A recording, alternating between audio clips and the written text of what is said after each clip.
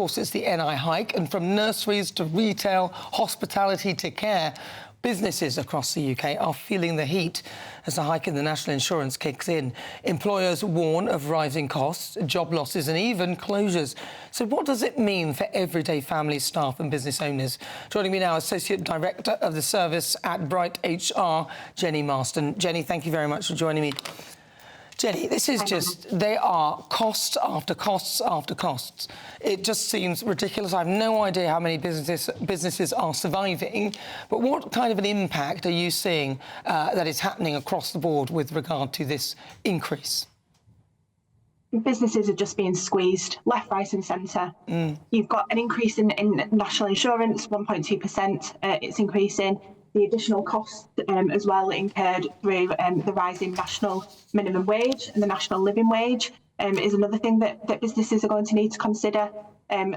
Increases in energy bills, increases in food costs and running broadband. All of these things are impacting small businesses in the UK.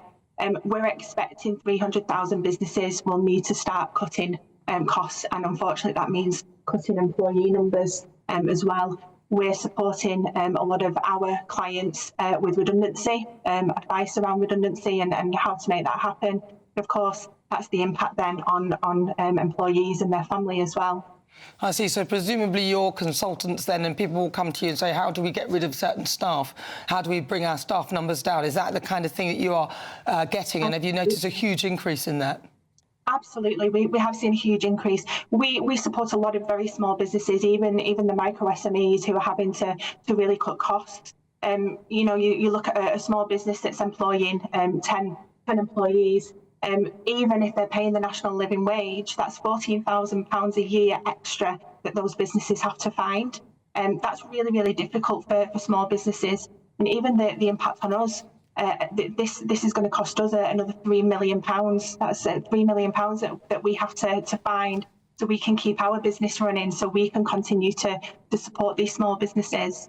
Wow, because of course you've got the minimum wage going up as well, you've got business rates and you've got the NI hike. So those things all together, plus when we sort of factor in tariffs, do you think, because Keir Starmer is suggesting that he's going to support business, so that's with regard to tariffs, do you think that what he could actually do is look at the hikes that they've put in for businesses like NI and all the other things and perhaps work with businesses doing that instead of giving you loans or something like furloughs and things? You remember what they did over furlough?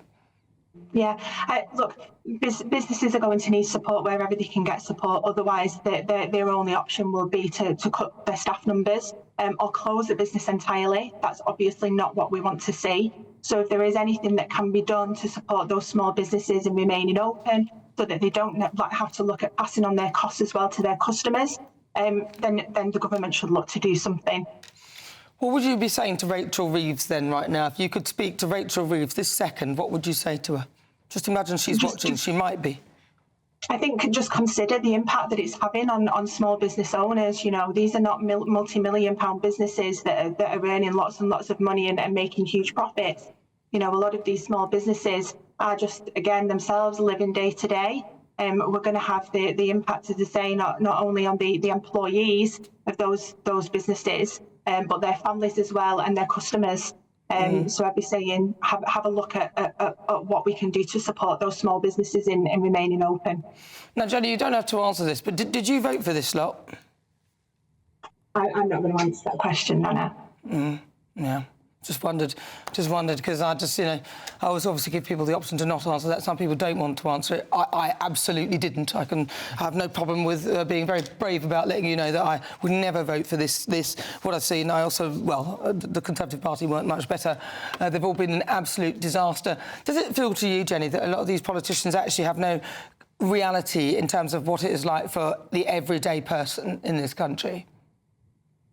Potentially. It's really difficult to understand what every single person in the country is currently going through. Everybody's got different circumstances, but it's clear to see that such increases in the national minimum wage, which of course is a positive thing for a lot of employees who are going to see an increase in their salary, which is fantastic for them. It means, that there'll be extra money coming into the household. But, there's going to be many, many employees that unfortunately you're not going to see a salary increase this year because their employer is not going to be able to afford it. So it's not just thinking about the impact on business owners. We've got to think about the wider impact of these changes on families and young families and their children. Yeah. Well, listen, Jenny, thank you very much. Really good to talk to you. She's the Associate Director of Service at Bright HR. So a lot of businesses feeling the squeeze. Joining me, my panel, Jonathan Liss and Kane Blackwell. Kane Blackwell, you've heard what she's saying, the squeeze on businesses. It just seems this government have not really considered the impact of a lot of the things, even though they're promising some sort of support when the tariffs come in. Again, what is within their control is actually things like the NI hike and all those other stuff. 100%, and I think Jenny from Bright HR is right, actually.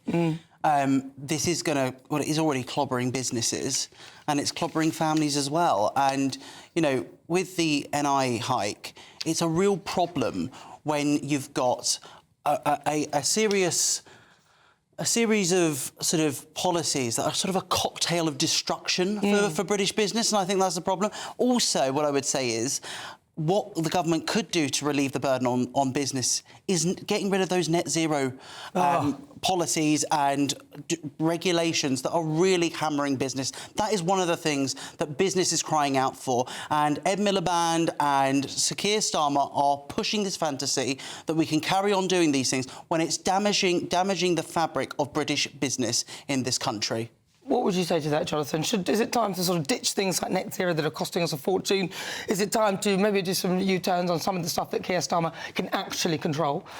Well, look, the government is already watering down some of the regulations on electric vehicles, for example, and there might be some instances where it would be appropriate for the government to ease some of the burdens on business, but at the same time, most people accept that climate change is a very real, pressing catastrophe that we do have to do something about. Oh, no, I don't... No, hold on. The vast majority of people... No, you can say a lot of people, but don't say most people, because... The vast majority of experts will agree on this issue. And so... A lot of experts who are funded by the government. Climate change is real. The climate... Listen, nobody's arguing whether the climate changes. The climate is always changing. Everything is always changing. There's no issue with agreeing as to saying whether the climate is or isn't changing. But the bottom line is how much impact do we actually have on it? That's the question. And are we going to make ourselves poorer? Climate change is real, is the point.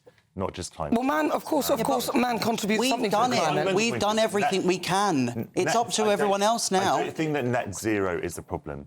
I think that we need to take a lead on climate change, and as Ed Miliband and that department has constantly emphasised, and experts have constantly emphasised, green investment actually is a way of increasing jobs, not getting rid of them. We are subsidising that industry because it doesn't make money. It doesn't make money. We are subsidising an industry because we feel bad and we want to make sure that, we've got all of these... Climate change is completely come on. If it was going to destroy it, people wouldn't even be able to get mortgages or anything like that. If in the next 10 years we're all going to be under bloody water... Oh, apologies for the language. Sorry. Do you really think that there is no... No, I'm not saying there isn't, but the idea that we're an imminent threat to it and that we've got to change our lives completely and that businesses have to have all these burdens put upon them. It's not us. It's China. It's India. One at a time. It's China and India. Hold on, sorry, one at a time, because if you talk all over each other, whilst it's great, people can't hear what you're saying. So, Jonathan Liss. It's not imminent. It's going to happen in 30 years' time. And the whole point, we always complain that government's too short-termist. This is a government that is looking, and the last government was doing the same thing, by the way. Theresa May was the one who introduced compulsory mandated zero targets. And so you have to focus on the generation and the generation after that and what kind of world they're going to inherit. That means we have to take a lead on it. And also why? Politically... Sorry, why? Politically... Why do you have to focus on the generation and the art? Surely you should focus on ensuring that what you do is good, but you don't have to be focusing on the future generations and the climate and planet based on models that are computer modelled on scenarios that probably are wrong. Well, I don't see how you can say they're probably wrong. Well, remember COVID. Remember the modelling. Remember the modelling for COVID. That was totally wrong. It's totally wrong. That's completely different. No, it's not. This is scientific research. Yeah, and they got it wrong. But they got it wrong.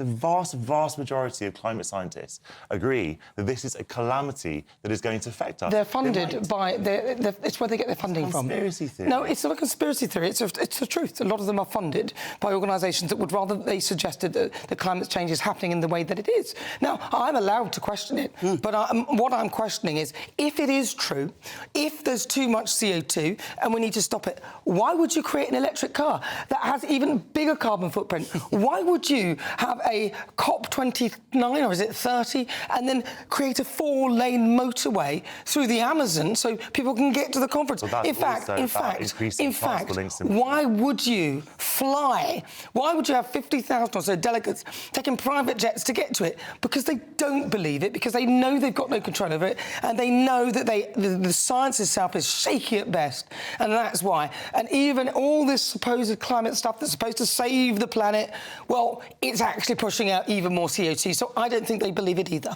I completely agree. There are a lot of net zero grifters out there who say one thing, go out there and say, "Oh, we need to save the planet and we need to do this, and you little man over there, you need to change your life." Tax. Exactly. But me, on the other hand, I'll fly around the world in a private jet. It's the hypocrisy of the left.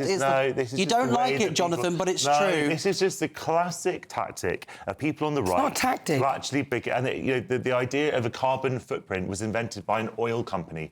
It's not about individual actions. It's about the actions of governments acting in concert that is going to change this. It's not, obviously... They don't believe it, Jonathan. Bit, but it's not going to change anything. They don't believe it. Individuals... Listen, they don't believe it because China, how many coal-powered stations are they building? And we're still buying from them, which is offsetting our carbon. They don't believe it. If they believed it, then they'd all be following it. And they really thought the end of the planet was imminent, or that we'd all not be surviving on it because CO2, a lot of them would have changed their practices already because everyone wants to make money. And if you don't have a planet, you can't make money. So they obviously don't believe it.